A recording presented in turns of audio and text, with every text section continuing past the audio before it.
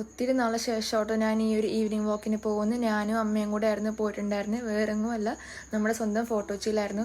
So ചെന്നപ്പോൾ തന്നെ ഒരു മീഡിയം ഇരുട്ടി ആയിട്ടുണ്ടായിരുന്നില്ല. പിന്നെ അവിടെ കുറേ ജ്വല്ലറീസും സ്ട്രീറ്റ് ഫുഡും എല്ലാം കണ്ടു. സോ നമ്മളെ വെച്ച് താമസിക്കാണ്ട് നമ്മുടെ ഫുഡിൻ്റെ പരിപാടികളും തുടങ്ങി. ആദ്യം കഴിച്ചത് ബേൽപൂരി ആയിരുന്നു കേട്ടോ. സോ ഇവിടുത്തെ ബേൽപൂരി മസ്റ്റ് ട്രൈ ആണ്, കാരണം അത്രയും ടേസ്റ്റാണ്. അത് കണ്ടപ്പോൾ ഒരു പഞ്ഞിമിട്ട കഴിക്കാനുള്ള ആഗ്രഹം തോന്നി.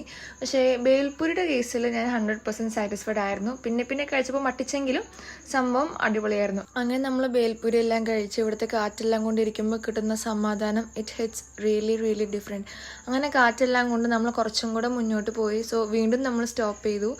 ഈ ഒരു ലൊക്കാലിറ്റിയിൽ നല്ല കാറ്റും ആൻഡ് ഇതാണ് എൻ്റെ ഫേവറേറ്റ് സ്പോട്ട്. ഇവിടെ കുറച്ചിരുന്നാൽ തന്നെ കിട്ടാവുന്ന സമാധാനം വേറൊന്നുമില്ല. ഈ ഒരു സ്പോട്ട് ഫാമിലീസാണ് ഏറ്റവും കൂടുതൽ വിസിറ്റ് ചെയ്യുക. അവരുടെ പിള്ളേരായിട്ട് ഇരിക്കാനും കുറച്ച് നേരം ടൈം റിലാക്സ് ചെയ്യാനും ആൻഡ് ഒരു ഈവനിങ് വാക്കിനൊക്കെ പോകാൻ പറ്റിയ വൺ ഓഫ് ദ ബെസ്റ്റ് സ്പോട്ടാണ് ഈ ഒരു ഫോർട്ട് കൊച്ചി എന്ന് പറയുന്നത്.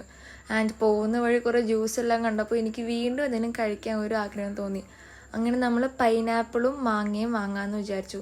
സോ വാങ്ങിയത് വലിയ ആവശ്യത്തിലാണെങ്കിലും കഴിച്ചപ്പോൾ ഉള്ള പുളി എന്ന് പറഞ്ഞിട്ടുണ്ടല്ലോ, ഫസ്റ്റിലും ഓക്കെ, കുറച്ചൊന്നും കുഴപ്പമുണ്ടായിരുന്നില്ല, കഴിച്ചു, ഒരു കണക്കിന് കഴിച്ചു എന്ന് പറയാം. പക്ഷേ വീണ്ടും കഴിച്ചു വന്നപ്പോഴേക്കുണ്ടല്ലോ അതോ ഗതി എന്നുള്ള അവസ്ഥയായിപ്പോയി. സോ ലാസ്റ്റ് കളയേണ്ട വന്നു, അത്രത്തോളം പുളിയുണ്ടായിരുന്നു. സോ ഇതിൻ്റെ ഒരു ക്ഷീണം മാറ്റാൻ വേണ്ടി ഞാൻ ഒരു ബട്ടർ സ്കോച്ച് കോൺ ഐസ്ക്രീമാണ് പറഞ്ഞ്. ആൻഡ് മാങ്ങയുടെ പുളിയും ബട്ടർ സ്കോച്ചിൻ്റെ ഇതും എന്തെല്ലോ ഒരു ചൊവയുണ്ടായിരുന്നു. ബട്ട് ഒരു കണക്കിന് നമ്മൾ കഴിച്ചു കിട്ടും. ആൻഡ് ഈ ഒരു സൈഡിൽ ഗാനമേള ഉണ്ടായിരുന്നു, അതും കണ്ട് നമ്മൾ ഈ ഒരു കോൺ ഐസ്ക്രീം എല്ലാം കഴിച്ചു. പിന്നെ നല്ല മീൻ വെക്കുന്ന സ്പോട്ടും എല്ലാം കണ്ടു. സോ നമ്മൾ തിരിച്ച് ബസ് കയറി വീട്ടിലോട്ട് പോവാണ്. അങ്ങനെ നമ്മൾ ഒരു കണക്കിന് വീട്ടിലേക്ക് എത്തി. സോ ഇന്നത്തേക്ക് അത്രേ ഉള്ളൂ. ബൈ.